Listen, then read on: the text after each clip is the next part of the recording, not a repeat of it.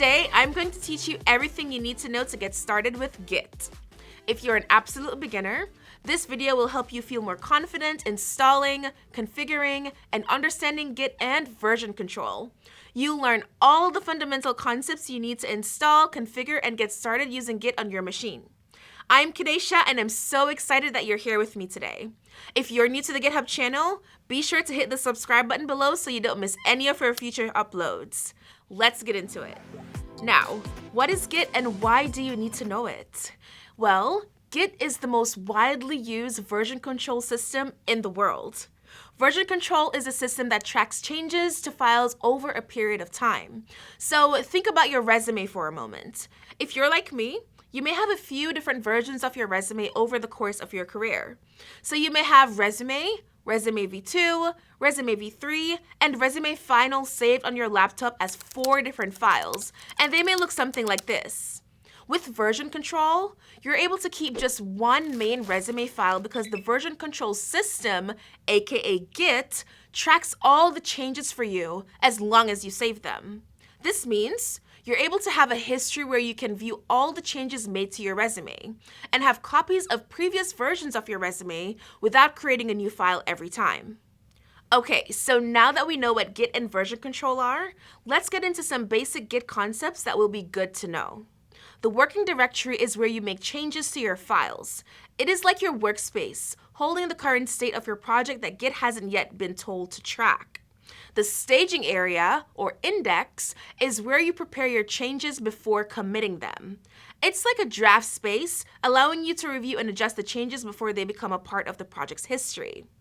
Your local repository is your project's history stored on your computer. It includes all the commits and branches, acting as a personal record of the project's changes. A remote repository is a version of your project hosted on the internet or a network. It allows multiple people to collaborate by pushing to and pulling from the shared resource. Branches are parallel versions of your project. They allow you to work on different features or fixes independently without affecting the main project until you're ready to merge back into them. A pull request is the way to propose changes from one branch to another. It's a request to review, discuss, and possibly merge the changes into the target branch, often used in team collaborations. And finally, merging is the process of integrating changes from one branch into another. It combines the histories of both branches, creating a single, unified history. To use Git, you need to download it on your machine. So let's do that right now. I'm using a MacBook, and while macOS comes with a pre-installed version of Git, we still want to download it so we have the most up-to-date version. Let's go to the link on the screen, then click macOS, then we'll follow the on-screen instructions. First, we'll install Homebrew.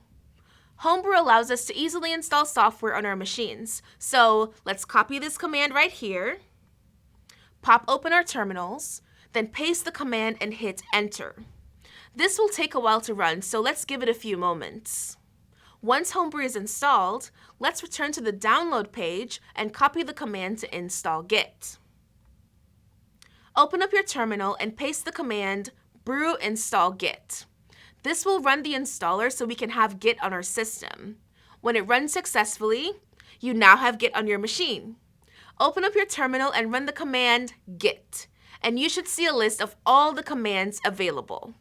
Now, if you're using a Windows machine, let's take a look at the downloads page.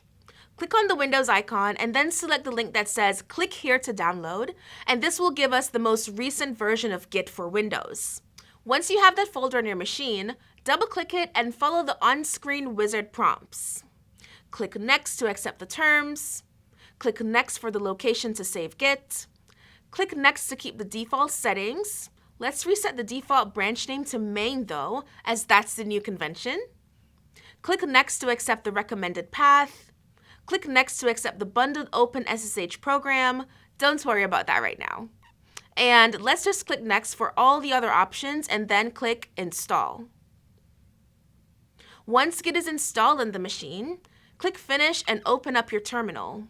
Run the command git, and you should see a list of all the commands available. You're now ready to start configuring and using Git. Now that we have Git on our machines, let's configure it. Open up your terminal and type git config --global user.name space, then your username in quotes like this. Git config --global user.email space, and then your email address tells Git who made the change and gives you credit for the work that was done. If we run git config, you can see all the other configuration options that are available, but we don't need to worry about those right now. For now, we can check our settings by running git config --list, and this will return the configuration options we just set. Press the Q key on your keyboard to exit this screen. Okay, now that we have a basic config, let's go over some of the most basic terminal and Git commands so you can start using the tool. Let's first get started by creating a new folder. Open up your terminal and type mkdir git-practice to create a new folder. Then type cd git-practice to go into the folder that you just created. Open the folder in a code editor. Okay, great. Let's go back to the terminal and type touch hello.md to create a new markdown file in our folder. Navigate to your code editor and you'll see the file right there, hello.md. Okay, let's go back to the terminal and type git status. This will return an error message because Git is not initialized. To initialize Git is to create a new Git repository.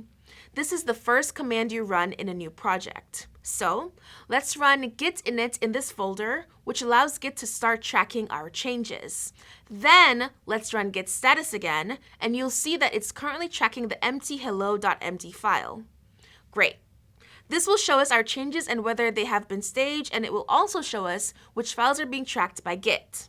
Okay, now let's run git add period. This will add all the changes from the working directory to the staging area.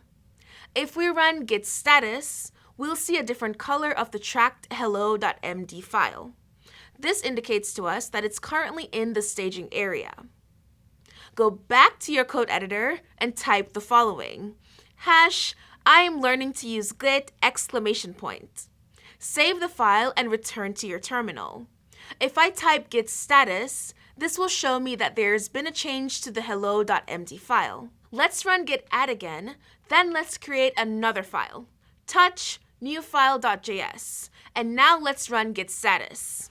As you see, one file is staged while the other file is unstaged as indicated by the different colors. Let's commit these changes by running git commit -m initial commit.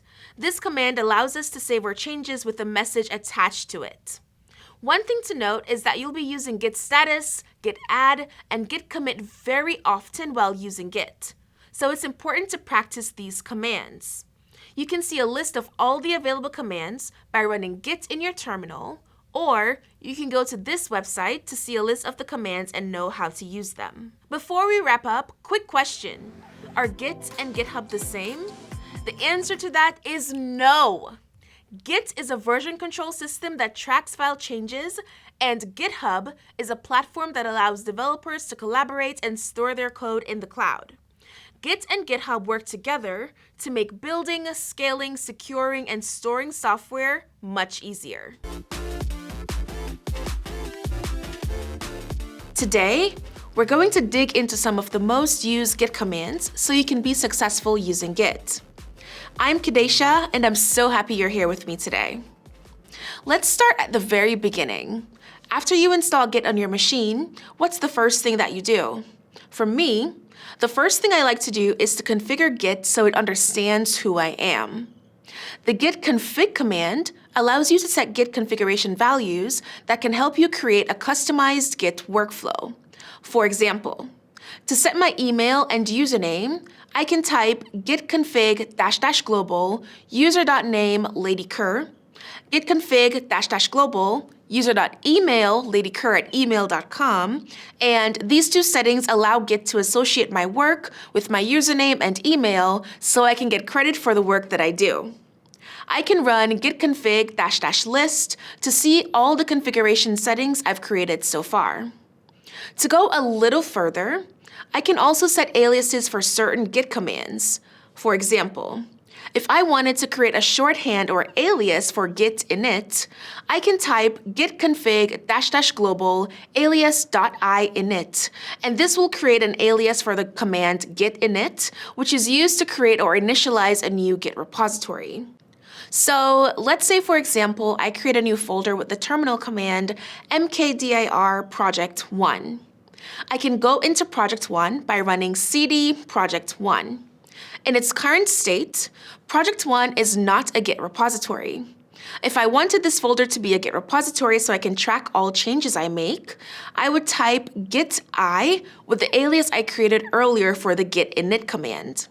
When we run the git init command in an ordinary folder, it allows us to transform that folder into a trackable Git repository where we're able to use Git commands. So think of git init as turning on a Git switch. If I wanted to see what I've done so far in my new Git repository, I can type git status, which allows me to see what files have been added, deleted, or modified in my working directory. This returns nothing to commit because we haven't added any files yet. Let's create a new file by running touch hello.md, then run git status again. Now we see that we have an unchecked file, hello.md.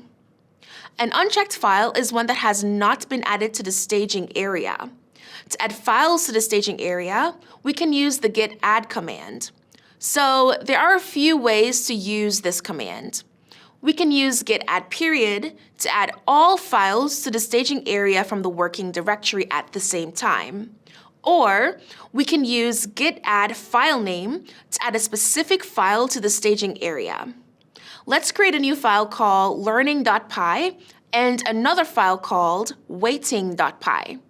Now, let's run git add learning.py to add this file to the staging area. If we run git status again, this will show us that learning.py is in the staging area and waiting.py is untracked in the working directory. When files are added to the staging area, that means they're in safekeeping before you commit them. Think of using the git add command as telling Git, okay, please keep track of this file in its current state. If we make additional changes to the files that are being tracked, we will need to use the git add command again for Git to keep track of those newer changes. Let's add some code to the learning.py file so you can see what I mean. Currently, learning.py and hello.md files are being tracked in the staging area, but waiting.py is currently on track. If I add the code print I'm learning git to learning.py, then run git status in the terminal, you'll see that the learning.py file has been modified and has untracked changes. To keep track of these newer changes, we will need to run git add learning.py. In the real world, you would typically complete the work you're doing in the learning.py file and then add those changes to the staging area. Once you're satisfied with your work, you can then commit your changes. To commit a change is to store a version of your project in the Git history. Currently, learning.py and hello.md are tracked, while waiting.py is untracked. Let's run git commit-m initial commit to see what happens. Run git status, and this will show us that we have 2 files changed, 1 insertion in Git. Because we just added 2 files and one of the files has 1 line of code. We also see that we have an untracked file, waiting.py, because that file was never added to the staging area. If I add new changes to the learning.py file, we can add both learning.py and waiting.py to the staging area, along with any other changes we make by running git add period, git commit-m, add waiting file, and new function. And that's how you would use the git add and the git commit commands together. These 2 commands help you track changes to your work and store them. Okay, so now what if you were given a link to a folder from a remote location that you needed to get on your laptop? How would you do that? In the world of Git, this is referred to as cloning or making a copy of a remote repository to your local machine. You can do that with the command git clone. When you work on a team that uses Git for collaboration, you may be asked to use Git to make a copy of a project folder that you need to make changes in. Say, for example, we have this remote repository here on GitHub. To make a copy or clone this repo to your machine, click on the green Code button. Then select the option that says HTTPS, click on the copy icon to copy the link to the repository, and then open up your terminal and type git clone, paste the URL link in your terminal, and hit Enter or the return key. Once you see Done, you just successfully cloned a repository to your machine. Now you have your own local copy of that remote repository that you can work in and make changes to. Let's cd into the folder and create a new branch that we can work on. When working with a Git repository with your team, it's important to add your changes to a new branch. A branch in a Git repository is like creating a copy of a document so you don't mess up the original. Branches allow us to work more collaboratively and effectively with our teammates in the same project. So let's create a new branch in the repository that we just cloned. Type git checkout-b update name to create a new branch called update name. This command allows us to create a new branch and switch to the branch at the same time. To see a list of the branches that we have, we can type git branch, and it will show us that we have 3 branches: the main branch, a branch named init, and the newly created update name branch. Hit the Q key on your keyboard to exit.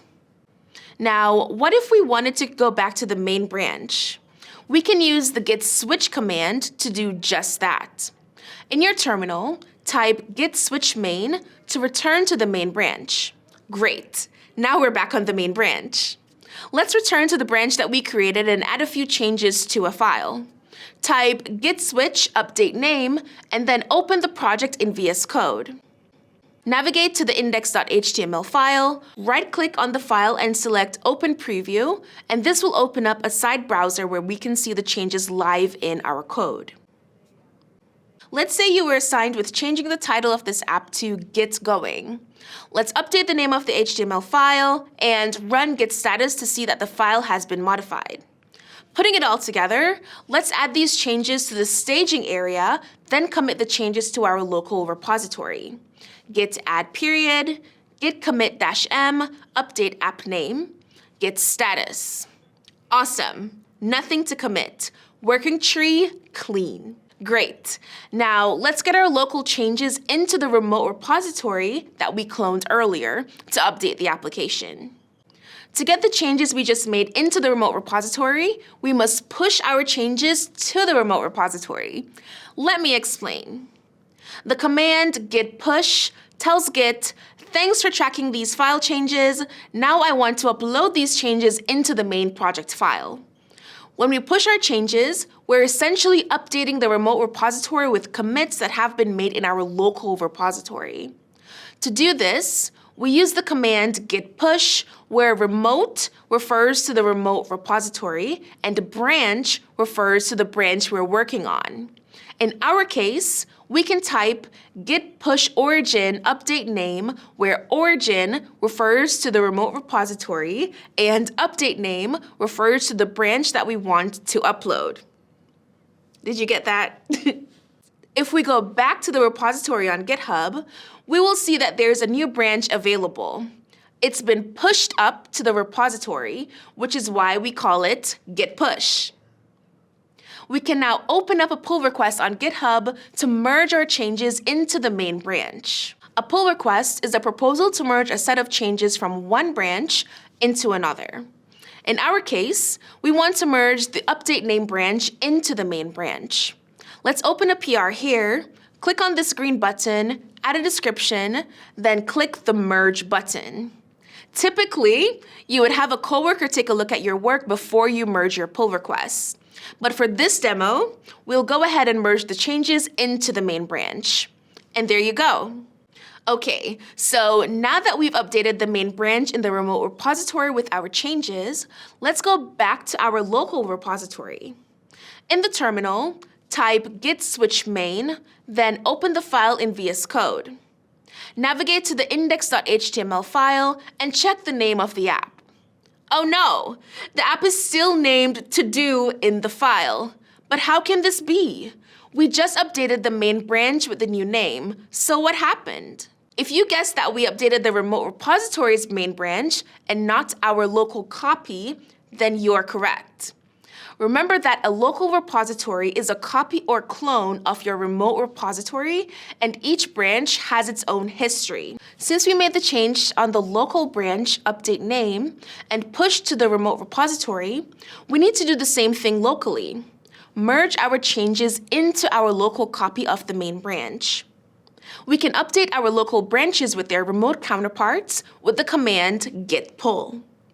This command will fetch all the changes that were made and merge them into our local branch.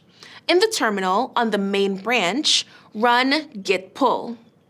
This will update your branch and return the changes that were made. Here we see that one file was changed with one insertion and one deletion. Git pull is an important command to run to keep your local repository up to date with the remote repository. So we've just made a bunch of changes. How do we keep track of everything that we've done so far? Well, another useful command to know, and this one is a personal favorite, is git show. Git show allows us to see the changes that we've made on the branch that we're on. It's a great way to view the history of the project. In the terminal, run git show on the main branch.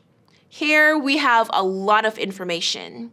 We have the commit ID called SHA, the author, time, and date of the commit message, the commit itself, and the actual content change that was made to the file, the diff. I like this command because it gives me a quick overview of what was done right in my terminal. And there we go. You're now fully equipped to work with Git as a professional. Practicing these commands will make you a more effective Git user. And this leads us into what we like to call the GitHub flow. The GitHub flow is a branch-based workflow for everyone. This means anytime you work in a repository, you're going through the GitHub flow. So congratulations, you just did it.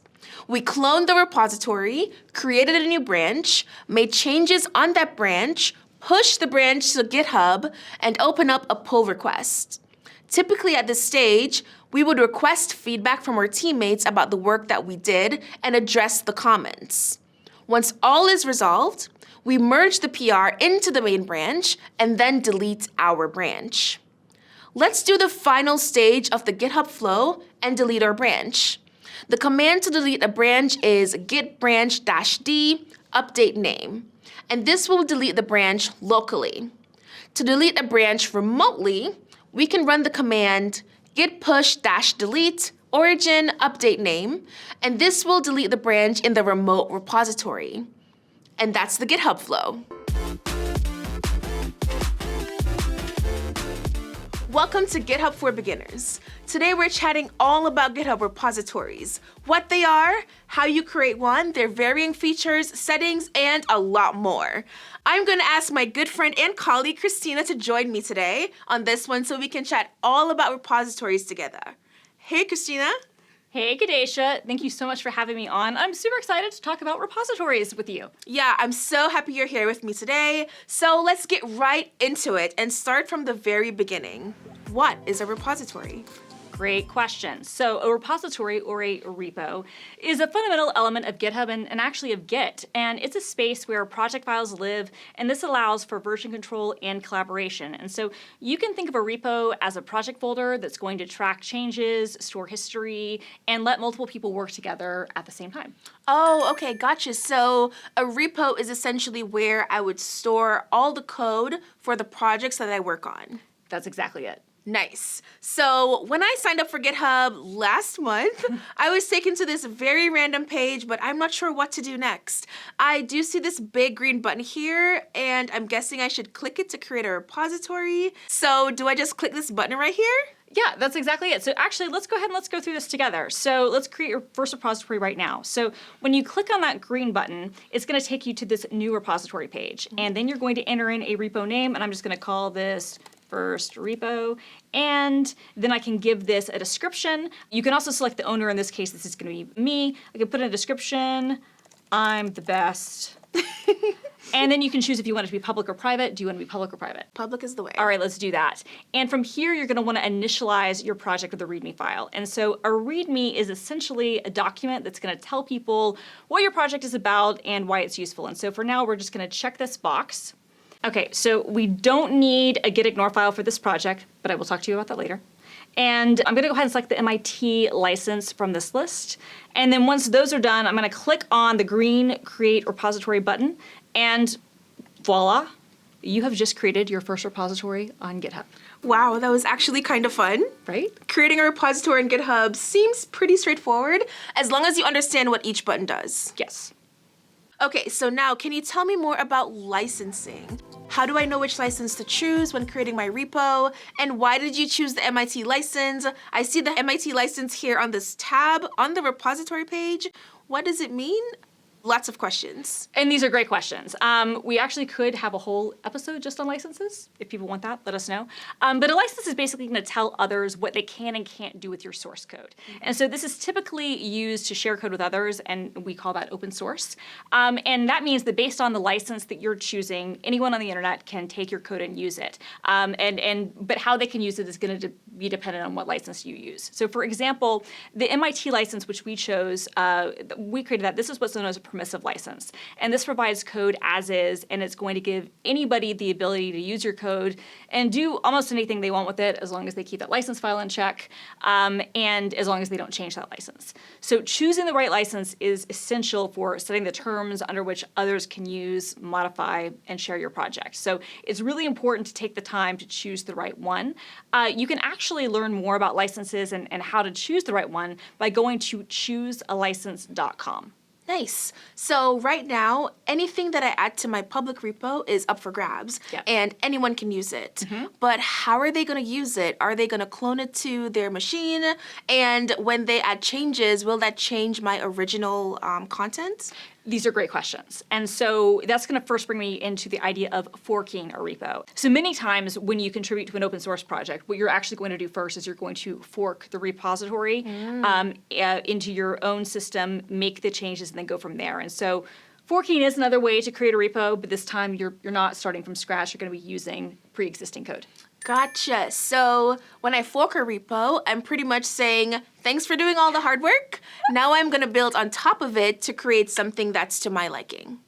That's exactly it. That's exactly it. And that's honestly the beauty of GitHub and open source software. We have this notion of, standing on the shoulders of giants. Nice. And this is why, again, it's really important to choose the correct license so that others know the limitations of what they can do with your code, because most of the time it's pretty straightforward, but there can be, some differences. So be careful on that. Gotcha. And you heard it here first, folks. Make sure you visit choosealicense.com to learn all about licensing and which one to use for your particular project. Now, Christina, can you tell me more about the gitignore file? What is it and why is it important? Sure thing. So that file is going to be used in certain projects. You don't have to use it, but it's one of those things that can make things a little bit cleaner. And basically, if you want Git to ignore a certain file type or not to track certain files in your repository, that's why you use a gitignore file. So for instance, on Mac OS, it defaults to folders include a hidden file type that is used by Finder to show thumbnails on the side. And so it's just like every single folder will have this DS store file. And there's nothing wrong with that file, but you might not just want to have it included in your source code. So file exclusion can sometimes be based on a language framework or what operating system you're using or other technologies. One great tip is if you go to gitignore.io, you can actually use this to create gitignore templates to set up with your project. So for instance, if I type in Mac OS, this can create a gitignore file for me that will automatically make sure that those hidden files aren't included to keep things clean. Gotcha. So thanks for all the resources and for all those wonderful explanations. And I hope you're finding this as helpful as I do. And if you have questions, be sure to drop them below in the comments. Now, Christina, let's go back to the repository for a minute, because what are all these tabs? I see issues, I see projects, actions. What are these? Great question. So GitHub repositories come packed with features to enhance collaboration and also do some project management stuff. And so things like issues, this is where you could track bugs or tasks. Projects, this is where you could organize tasks in like a Kanban style board. Pull requests, this is where you're going to be able to merge changes from different branches or forks. So remember when we forked code before, if someone forked code and then wanted to submit a change, that could be submitted through a pull request. Gotcha. And wikis, this is where if you wanted to have some documentation, answers frequently asked questions for your repository, you could do that there. Nice. And what about settings? What's the most important thing to know about settings? So I think probably the first thing you want to know about settings is look at your collaborators and who has access to this. So for instance, if I wanted to invite, I'm going to invite you. Oh, there I am. I'm gonna invite you to be able to collaborate on my repository. I can do that. You can also use this to set up automation like through GitHub Actions, and this is for continuous integration and continuous deployment. And then you have security, which will basically help you configure security settings and access controls over who has access to your repositories. One of the other things you can do is you can enable or disable repository features. So for instance, I'm never gonna use this wiki tag. The syntax is really confusing. I'm not going to use it. So I can just turn that off. Nice. And then it disappears. Now, I know there's a whole lot more you can do in the repository settings, and these are all things you can learn in the GitHub Foundations exam certification. I highly recommend that you take this certification to learn about these features to maximize your usage of GitHub. We'll be sure to leave a link below in the show notes for you to take a look at it. Before we wrap up, Christina, there's one more question I wanted to ask you. Yes. So what was your very first repository on GitHub? This is funny. I had to look this up. So my very first repo was a collection of themes for what was at the time a very popular text editor called TextMate. And I'd collected a bunch of themes over the years, but it was kind of annoying to have to manually migrate them to every computer I could use. So I put them on GitHub, and Nice. the repository actually became fairly popular. So yeah, that was my first repo. Awesome. That's pretty cool. I think for me, when I was learning to code, I wanted to create a blog. As and one so my very first repository was Lady Minimal Repository. The blog still isn't created, so don't even ask me about it. This episode is going to be all about the GitHub flow and how you can add code to your repository using that flow. Adding code to your repository starts with cloning that repository. So navigate to your repo on GitHub, click on the green code button, and copy the link right here to the repository. Open up your terminal and type git clone, paste the link, and click enter. Let's cd into the project, get going. And you'll notice that you're now on the main branch. The first thing you want to do whenever you're ready to add code to your repository is to create a new branch. This is an essential part of the GitHub flow or the Git flow because it allows you to keep your main branch protected. Let's run the command git checkout-b in our terminals to create a new branch. I'm going to call my branch version 1. After you create your branch, open your code in a code editor. I use VS Code, so if I type code period in my terminal, click enter, VS Code is going to automatically pop open for me. Now, let me ping Christina, who's working remotely, and she's going to add some code to the repository as well. Hey, Christina, thanks for being here today. Thanks for having me. I'm super happy to be talking about repositories and adding some code. Honestly, same. Okay, so I'm on the version 1 branch in the repo. Can you show us how to use GitHub Desktop to add code to a repository? Of course. So what I'm going to do is I'm going to create a branch called CSS using GitHub Desktop, and then I'm going to add the styles needed for the application to look a little bit snazzy. So the first thing I'm going to do is I'm going to open up GitHub Desktop, and first I'm going to clone Kadesha's repo. I'm going to do this by entering in the URL in my client. So I'm just going to click on the clone a repository from the internet button, then enter in Kadesha's repo, and I'm going to go ahead and clone that. And once this is here, I'm going to create a new branch, and I'm going to call that branch CSS. And once cloned, I can go ahead and add my code to this folder. I can either save it directly from my text editor, or I can move the file using a file manager. So I'm going to do that right now. I'm going to call this style.css, and I'm going to go ahead and save this into that folder.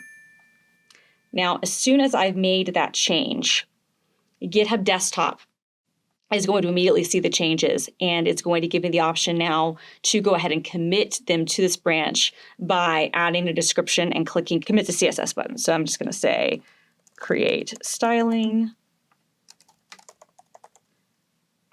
And And that's it. Now I've actually made the changes to that branch and we're done. So now what I can do is I can push my code to the remote repo and we can get that PR going. And that's how we use GitHub Desktop to add, commit, and push our changes to GitHub. Hope this helps, Kadesha. Thanks, Christina, for adding all that CSS. Now let's add the HTML and JavaScript files. In your terminal, run the command touch index.html space script.js. These will create 2 files in our repository. Open up your code editor and add the code that you need. So I'm just going to grab my code, and there we go. Now that I have my code, let's return to the terminal and check the status of what we've done. In your terminal, type git status. This will show you a list of files that you've worked on. Let's add these files to the staging area. So let's type git add, and you can do git add period to add all the files at the same time. After adding these files to the staging area, I'm going to then commit these files. So I'm going to run git commit -m, create an initial project, and we should be good to go now. We can now work on pushing our code to the remote repository in our terminals. In your terminal, type git status to make sure that everything is ready to go. Then we're going to do git push origin version 1. This is going to send my code up to GitHub for it to be safely stored. Okay, so now that our code is pushed, if we go to the homepage of the repository, we'll see a little pop-up message right here that says, version 1 had recent changes. Do you want to open a PR? Yes, we do. So click on the compare and pull request button, add a title, and then let's add a little summary of everything that we just did. Once we do that, we can click on the open PR button, and now you just opened your first PR. Amazing. Okay, so earlier we saw Christina use GitHub Desktop to push CSS code to the remote repository. Let's pull in those changes to our local branch. So in your terminal, type git switch main, and then type git pull. This will pull in the CSS code that Christina just added to the remote repository. Now, let's type git switch version 1, and then type git merge main. And this will pull in Christina's CSS code into our local branch. Let's push to the branch, and now we can merge. We've just successfully added code to the repository. In this video, I'm going to show you how to upload files from your computer to GitHub in a repository. I'm Kadesha, and I'm so happy you're here with me today. One of the first ways you can upload a file or folder to GitHub is to use the GitHub UI. The first thing you need to do is create a new repository. Select an owner, give the repo a name, add a description, select whether you want the repo to be public or private, initialize with the README, and hit the Create Repo button. Now you're going to click on the plus button here and click Upload Files. Select Choose Your Files and select your project files to upload. Once that's uploaded, you can add a commit message or just leave the default message and hit the green Commit Changes button. This is a great way to quickly upload small files to GitHub, but there is another way to upload larger files, folders, and projects. Let's create another repository to upload a project with multiple files to GitHub. This time, we're going to create an empty bare bones repository. So click on the Create Repo button. Then we're going to enter a project name, a description, and nothing else. Once we select Create Repository, we'll see a list of instructions and Git commands to run in our terminal right here. Let's follow these instructions to push our files to GitHub. On your local machine, open up your terminal and cd into the project folder that you want to upload. I need to go into the Python games folder, and the first thing I'm going to do is run git init. Let's also add a README with a quick little description. Run touch readme.md, and then add a quick description to the file.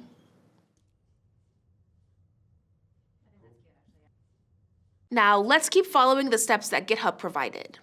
The next command is git add period. to add all my files to the staging and then run git commit-m initial commit to commit my files. If I run git status, I can see that these files are ready to be pushed to the remote repository. Let's keep going. So let's run git branch-m main to set the main branch, and then run git remote add origin so we can point to our local repository on our laptop to the remote repository on GitHub.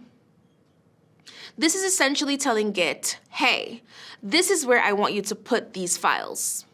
Once we do that, we can run the final command git push-u origin main, and this will send all our files to GitHub.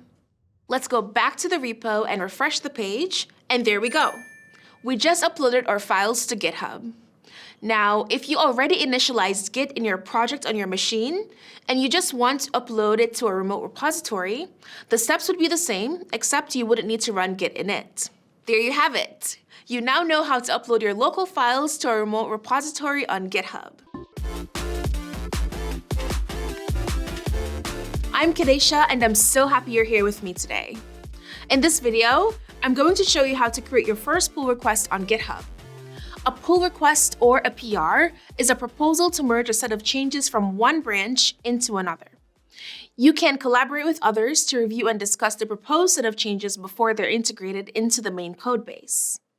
PRs visually display the differences or diffs between the content in the source branch, the branch with your changes, and the content in the target branch, the branch you want to merge into. You can create a pull request on github.com, with GitHub Desktop, in GitHub Codespaces, on GitHub Mobile, and when using the GitHub CLI. You can also create a pull request right from your terminal with Git, and that's what we'll be doing today. On GitHub, navigate to your repository, clone it, and create a new branch. Git checkout-b, update name. Open up the repository in your editor and make a change. Stage and commit your changes with git add and git commit-m, update game name. Now, run git status to ensure that your changes were successfully committed. Awesome! We can now do git push origin branch name to push our changes to the GitHub repository. In my case, I'll do git push origin update name. Navigate to your repo on GitHub, and you'll see a message that says, update name had recent pushes and a green compare and pull request button. Click on the button to start creating your first pull request. This will take you to the pull request page, where you're able to use the base branch drop-down menu to select the branch you'd like to merge into, and then use the compare branch drop-down menu to choose the branch you made your changes in. Add a title and a description of the changes that you've made in your branch. You can choose to create a draft pull request if it's not ready to be reviewed, or you can create a pull request that's ready for review. After you create your PR, you can ask someone on your team to review your proposed changes. Once your PR has been reviewed, you can merge it into the main branch. And that's how you create a pull request. That wasn't too bad, right? I want you to keep these 3 things in mind when creating pull requests going forward. Number 1, write small PRs. Smaller pull requests are easier and faster to review and merge, leave less room to introduce bugs, and provide a clearer history of changes. Number 2, review your own pull request first. Review, build, and test your own PR before submitting it. This will allow you to catch errors or typos that you may have missed before. Number 3, provide context and guidance. Write clear titles and descriptions for your pull request so that reviewers can quickly understand what the pull request does. In the PR's body, include the purpose of the PR, an overview of what changed, links to any additional context such as tracking issues, tickets, or previous conversations. Go to this repository to practice creating your very own pull request on GitHub. Hey, I'm Kadesha, and I'm so happy you're here with me today. Let's do a quick recap of what a pull request is. A pull request, or a PR, is a proposal to merge a set of changes from one branch into another. After you submit a pull request, you can ask someone to review your proposed changes. During the PR review process or the code review process, you would invite members from your team to review your code, test your changes locally, and provide feedback. Once all requested changes are resolved, you can merge your pull request by clicking the Merge button on GitHub.